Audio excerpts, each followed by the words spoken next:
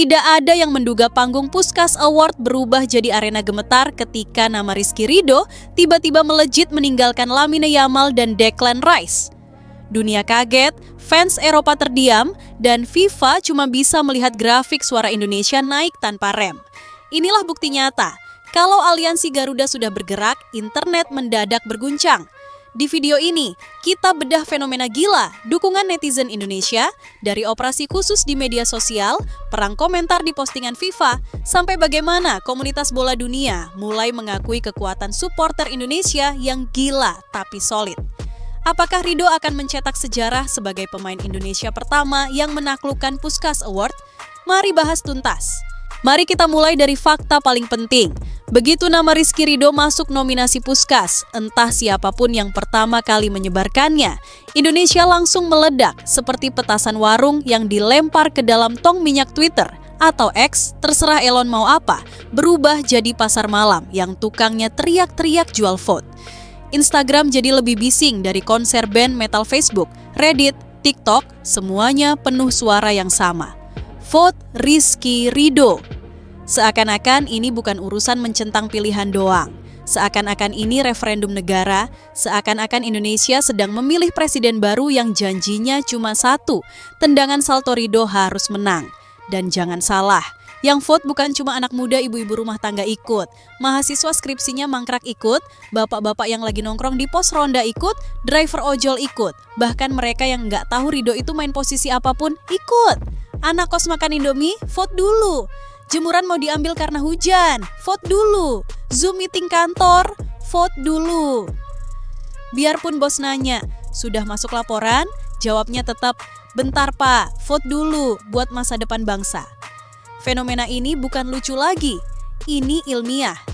Kalau ilmuwan luar negeri mau meneliti loyalitas kolektif, jangan riset lebah, simpan monyet. Riset netizen Indonesia. Lihat bagaimana mereka bergerak kompak dalam hitungan menit tanpa ada komando pusat, tanpa korps, tanpa markas, tanpa jenderal. Hanya modal, kebanggaan nasional plus link voting FIFA sama dengan badai.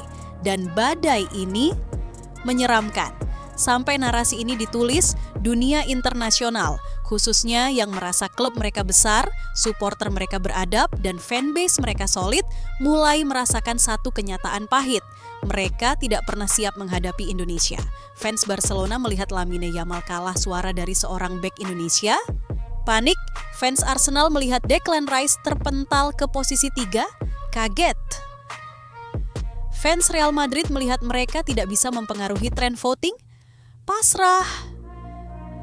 Komentar-komentar luar negeri pun bertebaran. Ada yang takjub, ada yang nyinyir, ada yang tak percaya.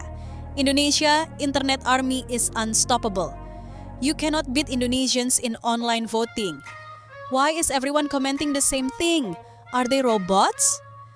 This is insane. Who is Rizky Ridho? Pertanyaan terakhir itu lucu. Luar negeri bingung karena secara media global, Ridho bukan Ronaldo, bukan Messi, bukan Mbappe. Tapi di mata Indonesia, dia pahlawan, ikon, simbol, penanda kebangkitan, dan yang paling penting alasan kita bisa flexing ke FIFA. Lamine Yamal mungkin pemain ajaib Barcelona, Declan Rice mungkin gelandang serba bisa Arsenal.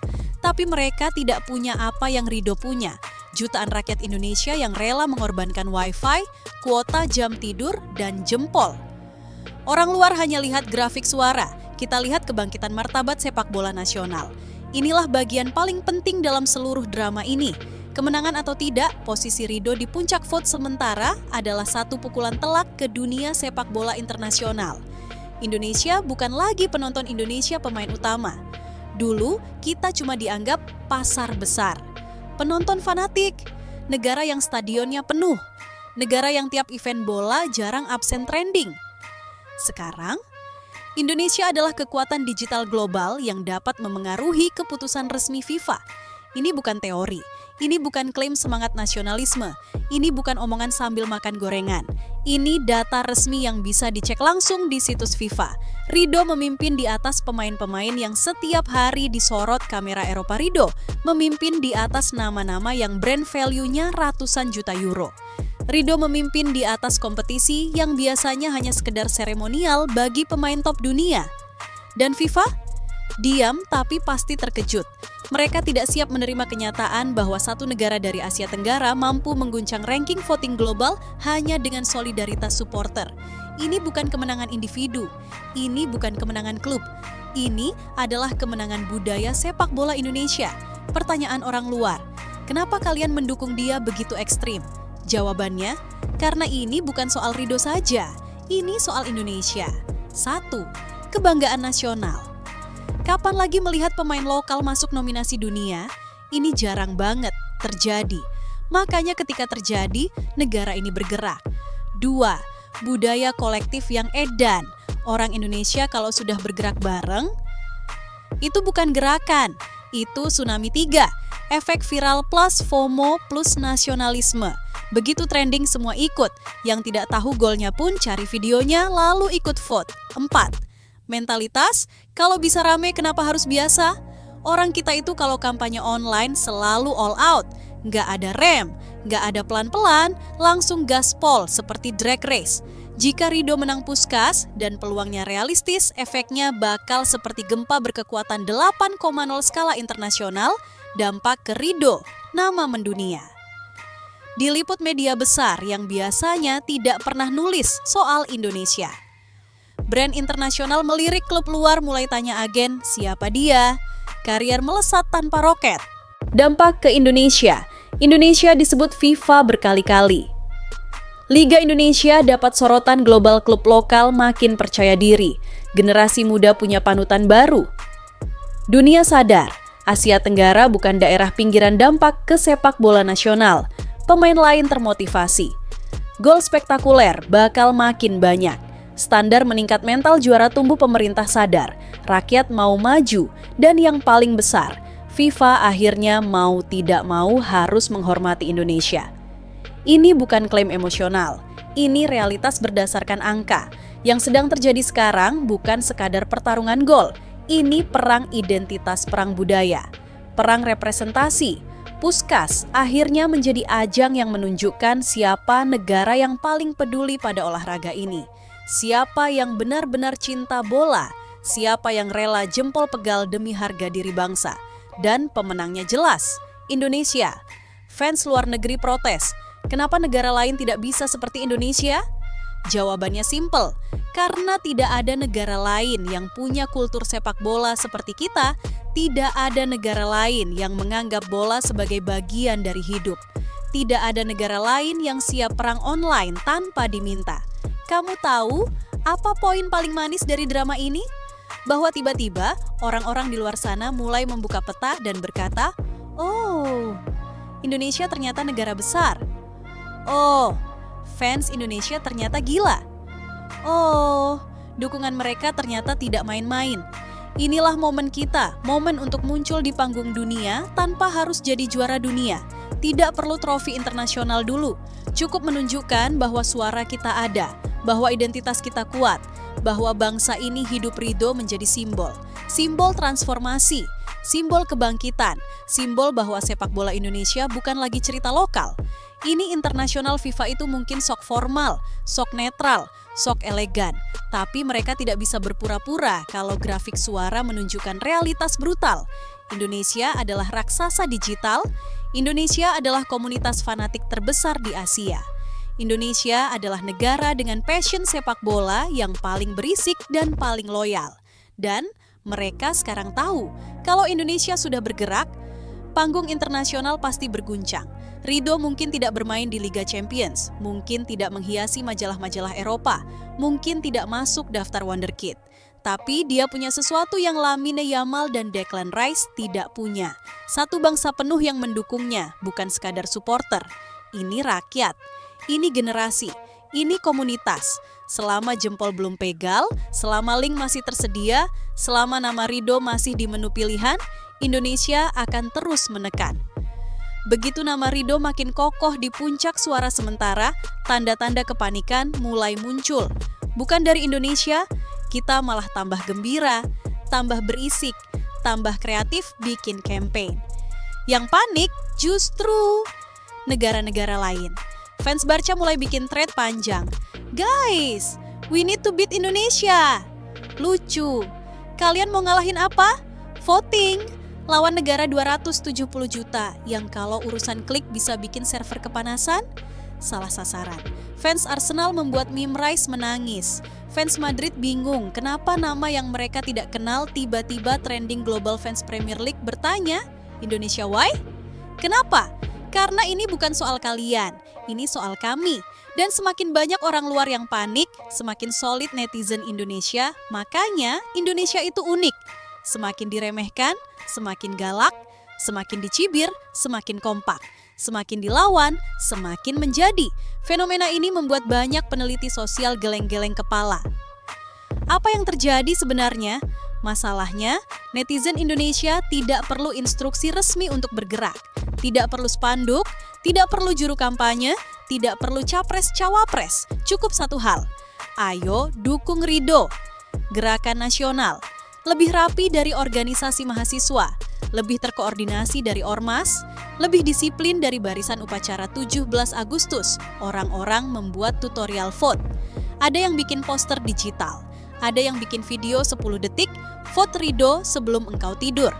Ada yang bikin stiker WhatsApp, sudah vote hari ini? Ada yang spam link ke grup keluarga, yang di grup alumni pun ikut, yang di grup RT ikut, yang di grup arisan pun ikut. Ini bukan kampanye, ini tradisi baru. Seolah-olah kita sedang menunaikan kewajiban negara. Dan hasilnya jelas, Ridho naik, dan terus naik sampai fans klub-klub elit bingung memaknai hidup hadirnya Ridho di Puskás Award bukan sekadar nominasi. Ini semacam titik balik psikologis bagi sepak bola Indonesia. Selama ini kita selalu merasa dekat, tapi jauh dengan panggung dunia. Kita nonton Premier League tiap minggu, nonton Liga Champions tiap dini hari, nonton Piala Dunia pakai kopi hitam sampai pagi, tapi kita selalu jadi penonton. Dan sekarang, untuk pertama kalinya kita bukan penonton, kita pemain utama. Ridho menjadi representasi harapan bahwa anak Indonesia dari Liga Indonesia, dari tanah air Indonesia bisa berdiri sejajar dengan nama-nama raksasa dunia, tidak peduli dia main di mana. Ada satu istilah baru yang muncul di forum-forum internasional, The Garuda Effect. Apa itu Garuda Effect? Penjelasan mereka, fenomena viral yang terjadi ketika fans Indonesia secara kolektif menguasai ruang digital manapun dan memaksa dunia melihat apa yang mereka ingin dunia lihat. Ini bukan sekadar pujian, ini pengakuan global. Dan Garuda Effect ini sedang bekerja penuh daya dalam kasus Ridho. Setiap komentar Indonesia di postingan FIFA ada ribuan. Setiap mention tentang Puskás, nama Ridho muncul. Setiap poll, Ridho naik. Setiap video reaction, Indonesia hadir dunia tidak bisa menghindar. Dunia tidak bisa menutup mata. Dunia harus menerima. Indonesia adalah negara sepak bola terbesar di Asia. Bukan hanya dari jumlah penduduk, bukan hanya dari jumlah stadion yang penuh, tapi dari kekuatan suara dan solidaritas nasional. Jika Ridho menang, sejarah akan mencatat sesuatu yang sangat indah, bahwa untuk pertama kalinya, seorang pemain Indonesia berdiri di podium dunia berkat kekuatan rakyatnya sendiri. Tanpa lobi, tanpa sponsor besar, tanpa media elit, tanpa hype internasional, murni karena rakyatnya percaya. Murni karena bangsanya peduli. Murni karena supporter Indonesia tidak pernah setengah hati. Dan itu adalah kemenangan nasional Ridho. Mungkin tidak tahu betapa besarnya perang digital yang sedang terjadi atas namanya. Mungkin dia hanya senyum kecil ketika lihat jumlah vote. Mungkin dia hanya bilang, terima kasih banyak. Tapi apa yang terjadi sebenarnya jauh lebih besar. Ini bukan sekadar dukungan untuk dia. Ini deklarasi bahwa sepak bola Indonesia memasuki era baru, era ketika nama pemain lokal bisa mengalahkan hype pemain Eropa. Era ketika dukungan supporter Indonesia menjadi faktor global. Era ketika FIFA pun harus mengakui negara ini harus diperhitungkan. Karena selama Garuda masih di dada kita, selama semangat ini masih berkobar, selama kita masih percaya bahwa Indonesia harus dihormati, kita akan terus vote. Kita akan terus bersuara, kita akan terus mengepakkan sayap. Pada akhirnya, narasi ini bukan hanya tentang Ridho, bukan hanya tentang Puskás, bukan hanya tentang voting. Ini tentang kira-kira satu pesan besar kepada dunia. Jangan pernah meremehkan Indonesia. Supporter Indonesia telah menunjukkan bahwa mereka bukan sekadar penonton, mereka kekuatan, mereka tsunami digital, mereka negara dengan DNA sepak bola paling dinamis di Asia. Jadi, menurut kalian, apakah ini baru awal dari kebangkitan besar sepak bola Indonesia di mata dunia? Atau justru ada kejutan lain yang sedang menunggu di ujung jalan? Kejutan yang bisa membuat FIFA kembali tercengang? Tinggalkan pendapatmu di kolom komentar, kita bahas bareng-bareng. Bravo Timnas Garuda!